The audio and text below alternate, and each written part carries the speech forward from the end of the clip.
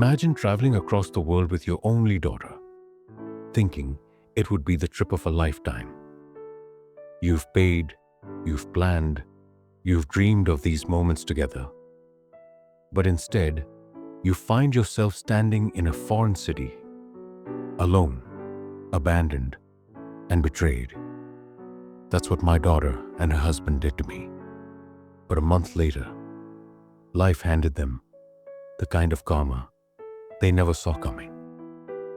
My name is Margaret. For most of my life, I've been a nurse, a single mom, and, if I'm being honest, someone who gave everything she had to her child. When Emily was little, she was my whole world. Her father walked out when she was just 5, leaving us with nothing but a pile of unpaid bills and a broken heart. I could have fallen apart, but I didn't. I couldn't. Emily needed me, and I promised myself she would never feel the absence of a parent. I picked up double shifts at the hospital. I took side jobs, anything I could do to keep food on the table and a roof over our heads. I skipped vacations, new clothes, even basic comforts so she could go on field trips, wear decent shoes, and later attend a good school. Every milestone she hit felt like a victory for both of us. When she made honor roll, I cried. When she got into college, I nearly collapsed with pride. I even helped cover her tuition and rent, dipping into my savings and working longer hours than my body could handle. So when she graduated and met Jason, I wanted to believe all that sacrifice had paid off, that she had found someone who would cherish her as much as I did. At first, Jason seemed fine, polite, respectful, the kind of man who shook your hand firmly and smiled at the right times. But something about him always felt a little too polished, a little too rehearsed. Over time, the cracks showed. He dismissed my opinions, rolled his eyes when I spoke, and often made jokes at my expense. Light-hearted, Emily called them, but they stung. Still, when Emily announced their engagement, I swallowed my reservations. I told myself it wasn't my life, it was hers. And when she asked me to contribute to the wedding, I handed over what little savings I had left, because that's what mothers do. A few months into their marriage, Emily called me with excitement in her voice. "Mom," she said, "we're planning a trip to Europe, Italy, France, maybe Spain. We want you to come with us." At first, I laughed. "Sweetheart, it's your honeymoon. You don't want your mother tagging along." But Emily was insistent. "No, Mom. You've never been overseas. You've worked your whole life and sacrificed so much for me. We want you there. It'll be like a family trip. Please?" How could I say no? It touched me deeply. The thought of seeing Rome, Paris, Florence, places I'd only read about in books, felt like a dream come true. I dipped into what little remained of my retirement fund to cover part of my expenses, thinking it was worth it.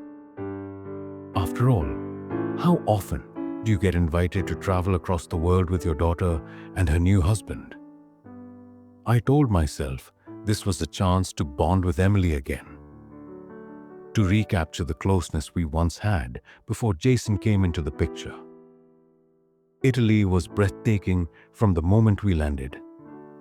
The sun setting over the Roman skyline, the aroma of fresh pasta wafting through the air, the sound of street musicians playing violins in cobblestone squares. It was like stepping into a painting. At first, I was in awe. I took pictures of everything: fountains, statues, even the pigeons in St. Mark's Square. Emily laughed, Jason smirked, and for a moment, I felt like maybe I had been wrong about him. But as the days went on, little things started to gnaw at me. Jason seemed impatient whenever I asked for help, navigating menus or train schedules. "It's not that hard, Margaret. Just figure it out," he'd mutter under his breath. One evening at dinner, when I asked the waiter to explain a dish, Jason chuckled loudly. "Don't worry, she's American. Doesn't understand much." Emily giggled along, which hurt more than Jason's words. I brushed it off, told myself they were just young, wrapped up in each other. Maybe not realizing how they sounded. But the feeling in my gut told me otherwise. It was in Florence when everything fell apart. We had spent the morning walking through museums. My feet ached, so I told Emily and Jason I'd rest at a cafe while they went shopping. I ordered a cappuccino, sat by the window, and soaked in the view of bustling streets and colorful market stalls. For the first time in days, I felt at peace. When I returned to the hotel later that afternoon, my keycard didn't work. Confused, I went to the front desk. "Excuse me," I said, "my room card isn't working." The clerk tapped on the computer, frowned, and said, "Signora, the room has been checked out." "Checked out? By whom?" "My daughter and her husband," the clerk explained. "They left earlier with their luggage." I felt my heart stop. Surely, there was some mistake. I tried calling Emily.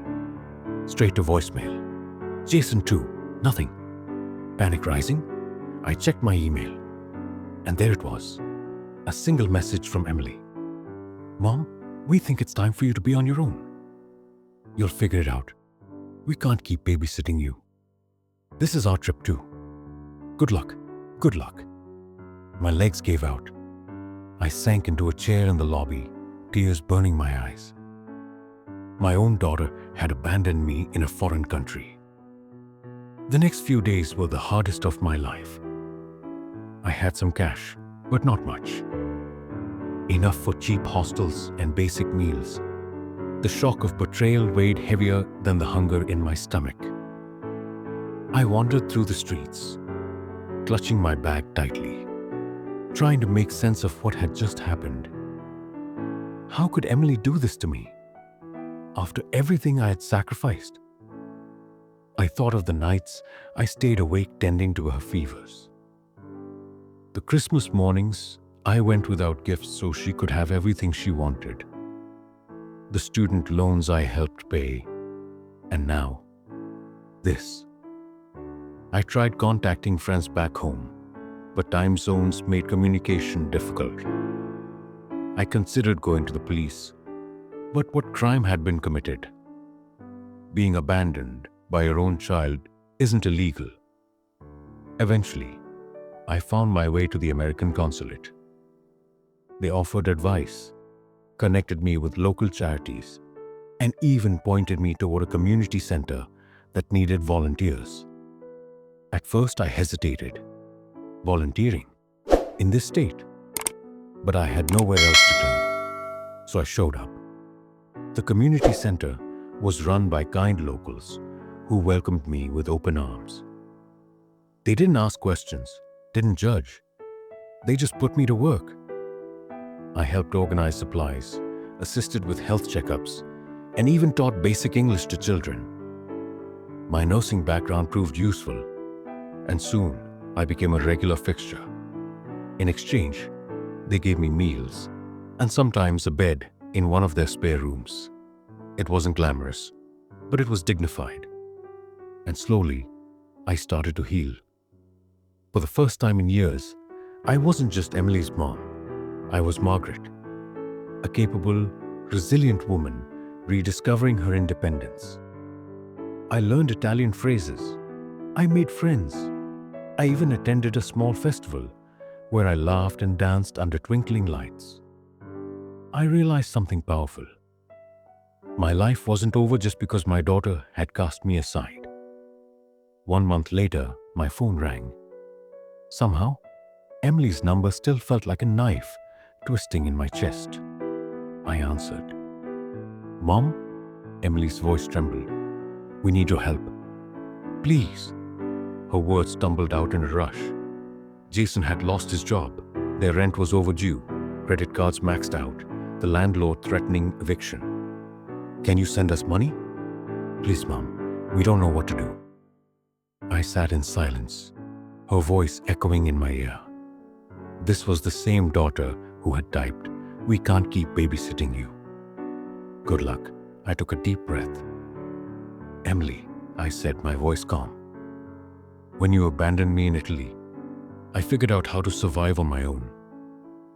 You told me it was time to be independent. Maybe now it's your turn." There was silence on the line, then a muffled sob.